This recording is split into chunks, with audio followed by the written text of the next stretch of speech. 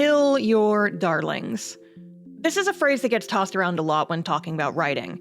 The basic idea is that you can have an idea that you really, really love, but if it doesn't benefit your story or characters, you may end up having to scrap it. It can be a difficult thing to do, especially if you're really, really in love with the idea, but learning how to let go of these often fun but weaker ideas is an important skill for a writer to develop. When you're making a story for, say, a book, a screenplay, or in my case, a webcomic, you might find yourself killing off plenty of darlings, hacking away at ideas that no longer fit the story, scenes that ultimately don't move the narrative forward, etc. My webcomic Castoff was in development for almost 5 years before I finally started drawing pages for it. And in that time, the story went through a lot of changes. Lots of rewrites, lots of characters that grew and changed throughout the process, and lots of ideas that eventually got altered or scrapped entirely. I've recently started doing a series of shorts where I answer frequently asked questions about the series, and one of the most common questions I got was, how much did the story change over the course of development? It's an interesting line of questioning, to be sure, but one I didn't feel like I could fully answer in just a short or two. So, in honor of Castoff's 9th anniversary happening this month, I figured now would be a great time to take a deep dive into the cut concepts for the story. What type of things got left on the cutting room floor during Castoff's development? Well, let's find out, shall we? But before we get into it, if you, like me, enjoy coming up with original characters and stories, then you'll be super interested in this video's sponsor, Unveil.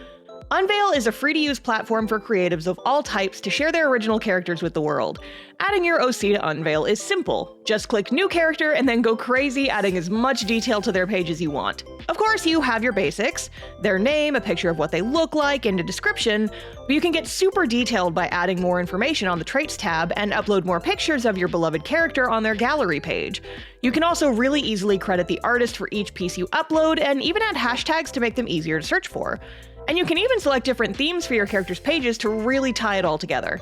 Plus, if your characters are part of a larger story, like a webcomic or a novel, you can group characters together on your Unveil profile by creating a world for them.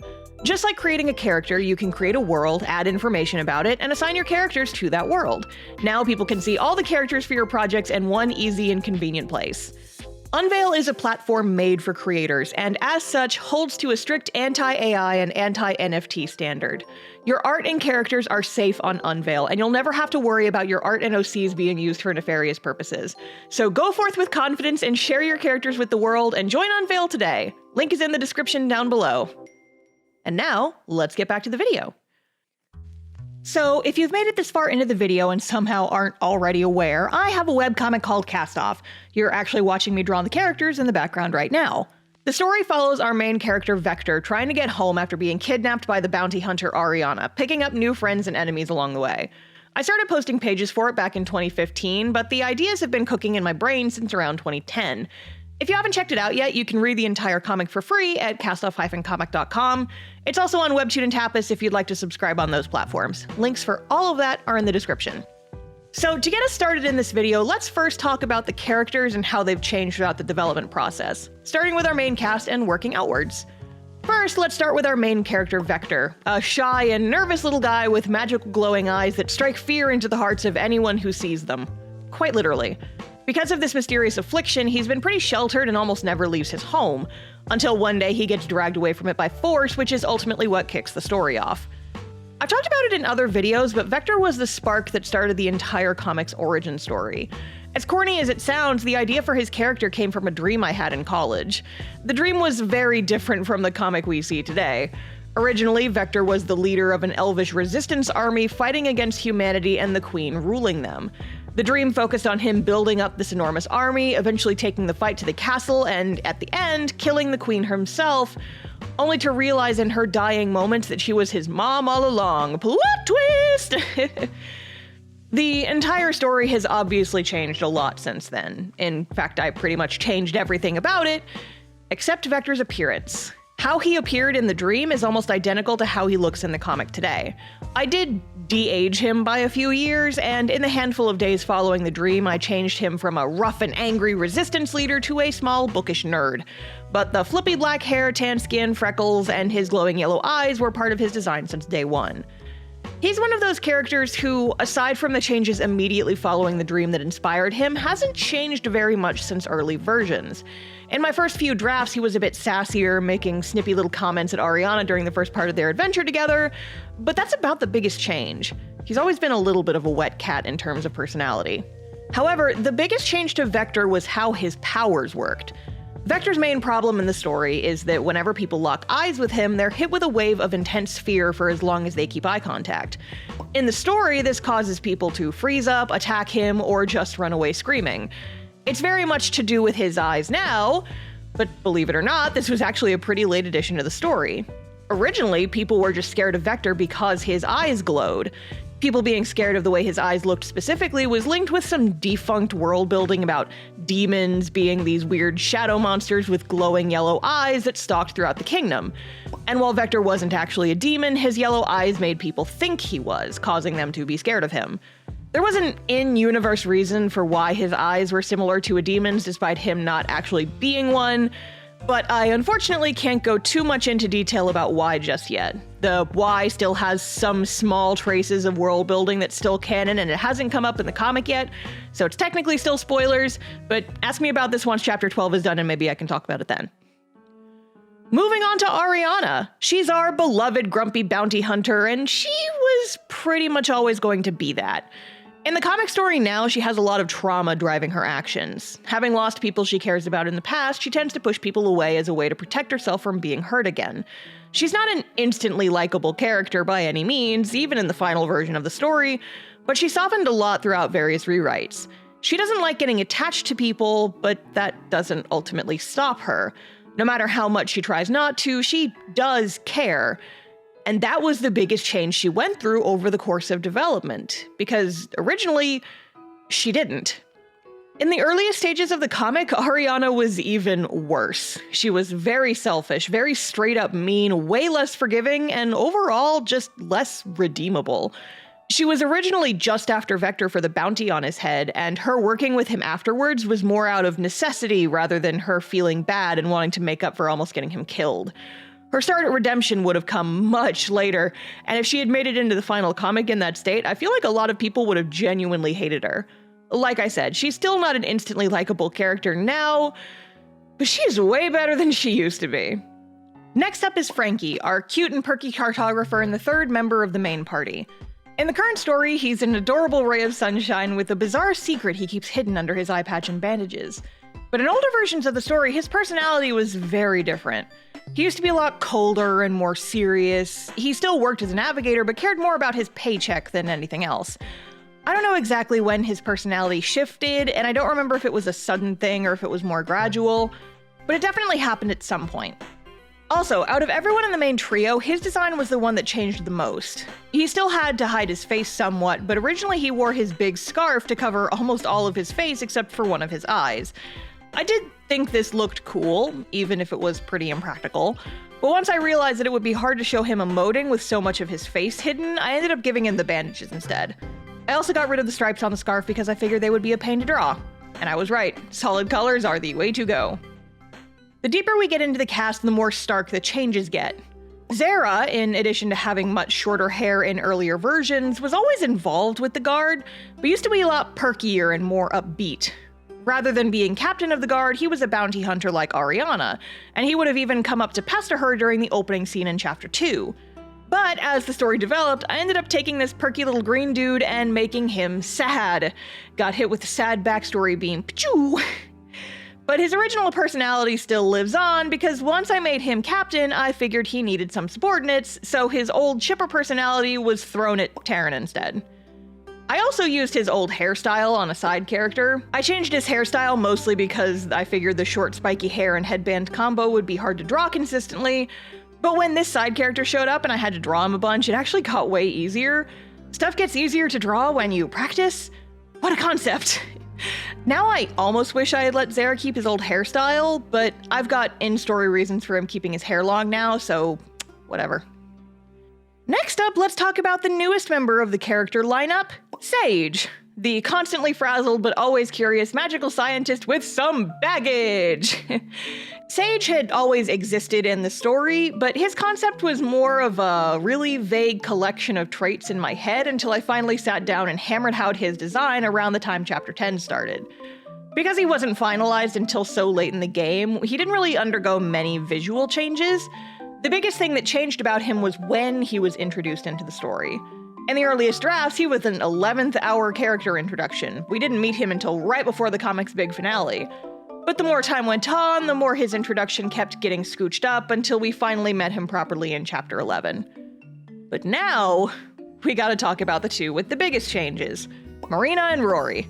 This duo has changed a ton because their roles in the story have been reworked so many times. In fact, there were even some drafts where they just didn't exist at all. So how much did they actually change? Let's get into it. Let's discuss Rory first. The cocky and overconfident self-proclaimed master thief has some very unusual origins. While her design itself hasn't changed that much since early drafts, her personality and powers did. I've mentioned in the past that a lot of characters in Castoff were just weird ideas for characters that didn't fit into the plot for my first webcomic. Frankie and Rory are the two biggest examples of this. Frankie's original design came from an art collaboration I did with some friends, and Rory's came from me thinking, hey, what if a character had sentient hair? And before any of you say anything, I did not steal this idea from Entrapta from She-Ra. I have sketches of Rory with the sentient hair hands from way back in the early 2010s. I ditched this idea years before the She-Ra remake was even announced, so get out of here with your comparisons. Anyway, that idea is where Rory came from originally. Rather than having her super speed abilities, her power was her pigtails. Her hair basically formed a second pair of super strong hands that she could use to steal things or fight people with. And in the earliest versions, she didn't even control them. The hair hands had a mind of their own and would steal things and start fights, and Rory wasn't able to do anything about it. Not being able to control what was basically a parasitic pair of pigtails, she was super shy as a result.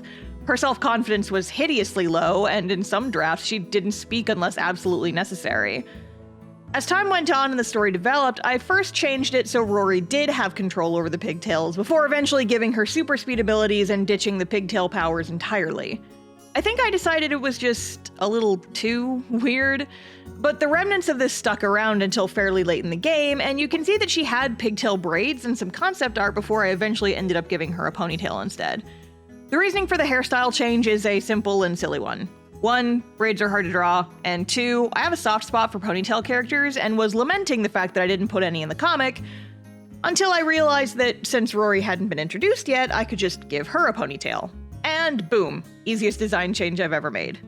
Now, let's talk about Marina. While in the final story she's the party's designated healer and mom friend, Marina's original design and concept was wildly different from her current one. The only thing she really has in common with her original iteration is her name. Aside from that, she's basically an entirely different character. Early Marina was a quick-witted and style-savvy hairdresser with wavy blonde hair and blue eyes and a heart-shaped eye patch. The eye patch was to hide the fact that she was blind in one eye as the result of some magic shenanigans. Originally, she worked at a salon in Whitecliff, the city the cast passes through in Chapter 7, and instead of being able to heal people, she was actually a shapeshifter.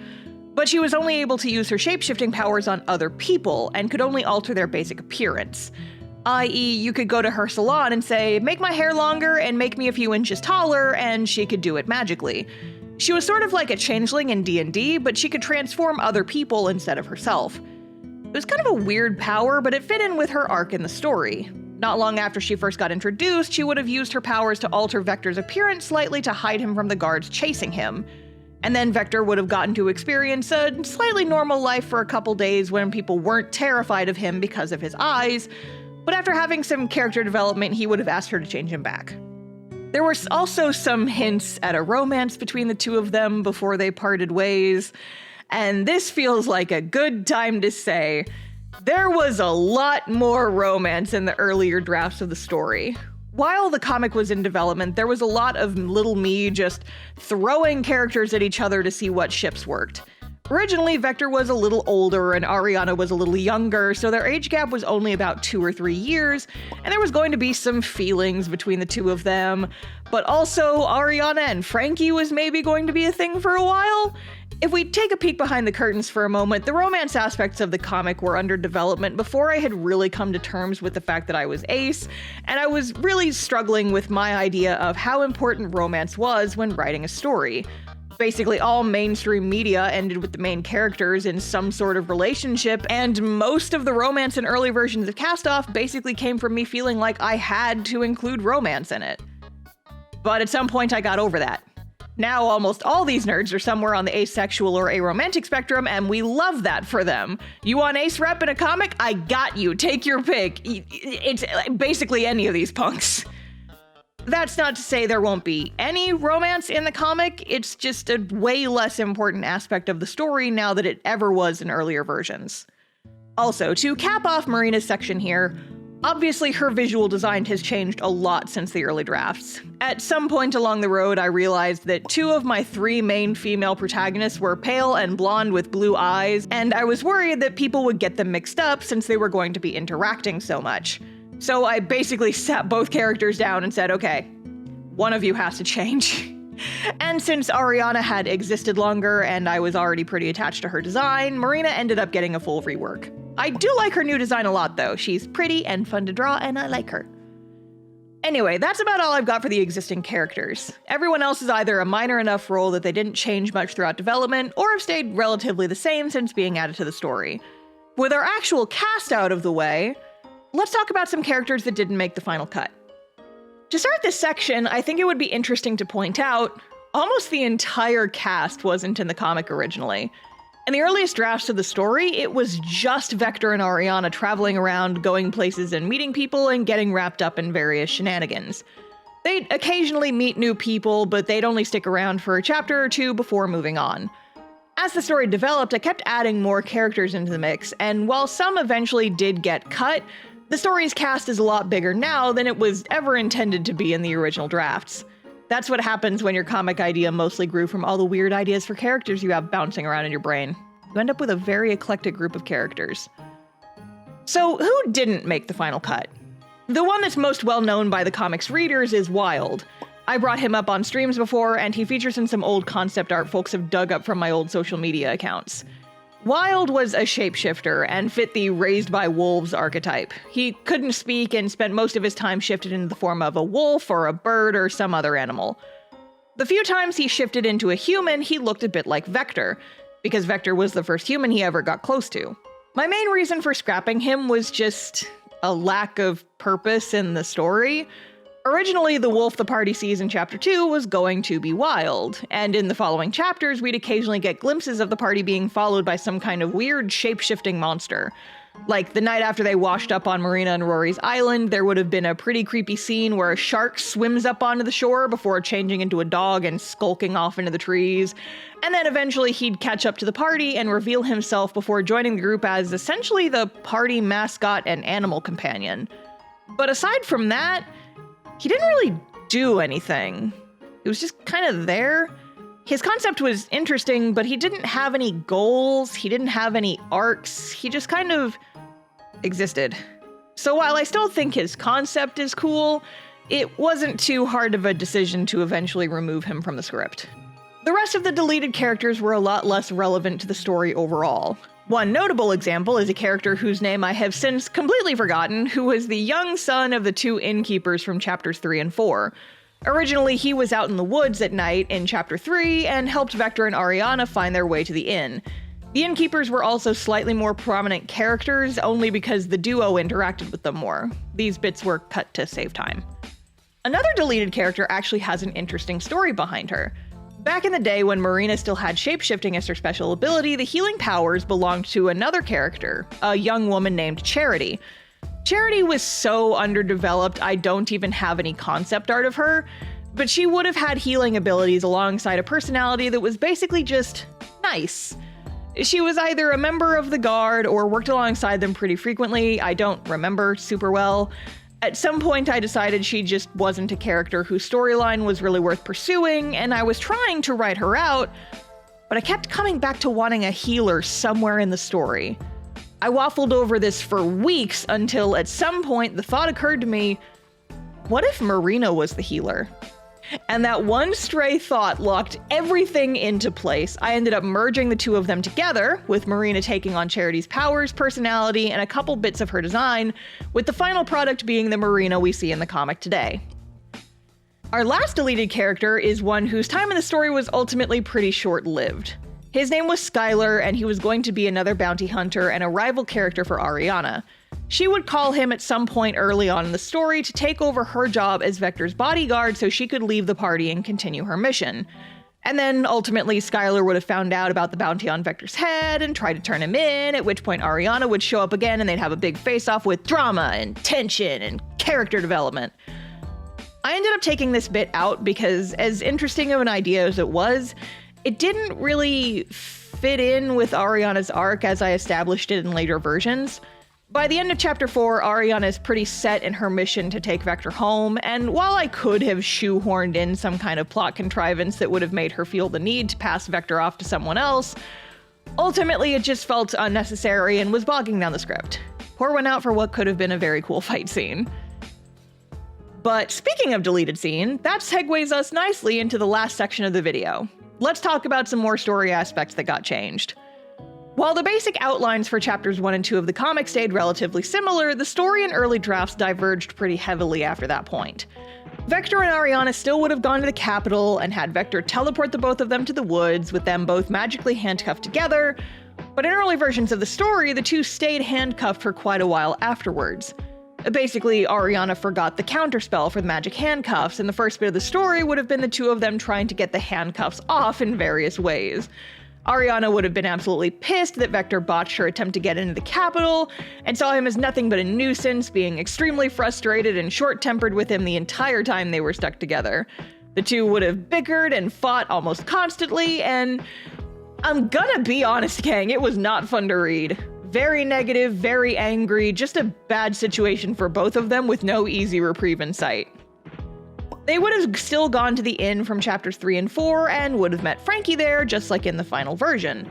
But with Frankie's colder and more calculated personality, he didn't really do much to help alleviate the constant anger the duo was facing. And then, at some point, water would have gotten spilled on him, and the explosive fight with Frankie that takes place in chapter 5 of the actual comic would have taken place at the inn from chapter 4. The inn would have been completely destroyed as a result, with Vector and Ariana barely escaping with their lives, but for some reason they still decide to take Frankie along? Here's something where I can point to a very specific reason why I changed something. In the final version of the story, we have an entire chapter getting to know Frankie before this fight takes place. And while Ariana couldn't care less about him, Vector manages to get very attached to him, which leads to him defending Frankie after the fight, which is why Ariana ultimately allows him to stay. In this original version, Vector and Ariana basically get attacked by a dude they met 15 minutes ago. There wasn't time for them to get attached or a good reason for him to continue on with the party after he almost tried to kill them both. So I changed it, and I think the story is much better for it. After the explosion at the inn, the party would have continued on to Ariana's old magic academy. Yes, the one we go to in chapter 11 of the actual comic. But unlike in the final version, in early drafts, the academy was super close to where Vector's teleport deposited the duo, and it was still in business. Ariana would have tried to sneak in and find a book with the counterspell for the magic handcuffs, ultimately get caught, and then the whole trio would have stayed there for several chapters. Vector and Frankie taking magic lessons while Ariana had private training with the school's headmaster until he finally allowed her to leave. And after that, the three of them would have begun the journey back to Vector's home. There was some stuff I enjoyed about the early versions of the story. It was pretty wild and very explorative, a frustrated college student's daydream fodder spun and polished throughout multiple different iterations and ideas. And while the early versions weren't good, those old drafts and ideas became the foundation for the story as it exists today. While it can be hard sometimes to get rid of plot points or characters you're attached to, there's a saying I heard once that says no piece of writing is wasted. Every sentence becomes fertilizer for future ideas to grow from. And that is definitely true for not just Castoff, but for every story I've ever worked on. While you may not use every idea you ever come up with, and things may change while you develop your characters and concepts, it can benefit you to not be super precious about every single idea you come up with. Part of writing is knowing when to move on from an idea. If there's one thing I hope you take away from this video, it's this. We all have to learn when to kill our darlings. But rather than mourn them, we should celebrate them, and let them push us into bigger and better things. May your stories be ever better for them, and may your characters and worlds flourish on the paths you set. Now, before we end the video for real, I have one more thing to discuss. Some of you may have noticed that I didn't say what I was drawing in this video. We never did our usual, "Hey Star, what you drawing" bit in the intro, did we? Well, that's because I wanted to save this for the end. For the past several months, I've been getting multiple comments per week asking if Castoff is ever going to get a physical version. It's something I've been wanting to do for years, but have held off on for a while due to multiple factors. However, the time is nigh. The Castoff Volume 1 Kickstarter is coming soon to an internet near you, and you all just watch me draw the book's cover. Now, I don't have an exact start date for the campaign yet. I'm still working on getting all my prep done in the background, and it's going to be a few more weeks at least before we're ready for launch. But it's happening very soon. If you want to stay in the know, I highly, highly recommend going to the campaign page on Kickstarter and hitting notify me on launch. That way you'll get an email when the campaign goes live and you won't have to worry about missing it. Of course, I'll absolutely be screaming about it here and on all my other social platforms, but signing up for email notifications is one of the best ways to make sure you do not miss out. Link for the campaign page is down in the description. This has been a long time coming, and I hope you all are excited for the comic's future. We've made it 9 amazing years so far. Here's to a successful Kickstarter and many, many more years of the comic ahead of us. At the end here, once again, if you want to check out the comic, you can read the entire thing for free at castoff-comic.com, and if you want some cool bonus material for the series, early access to pages, your name in my video credits, and more, check out my Patreon. Links for all of those are in the description. Also, I want to especially thank the patrons on my video shoutout tiers, Holly, Jared, and Fire Drake McPhee. Your support is always so appreciated and helps keep the comic going. And that's about it for this one. Thank you all so much again for watching, and I hope you all have a wonderful rest of your day. Go out there and make your dream project. Bye!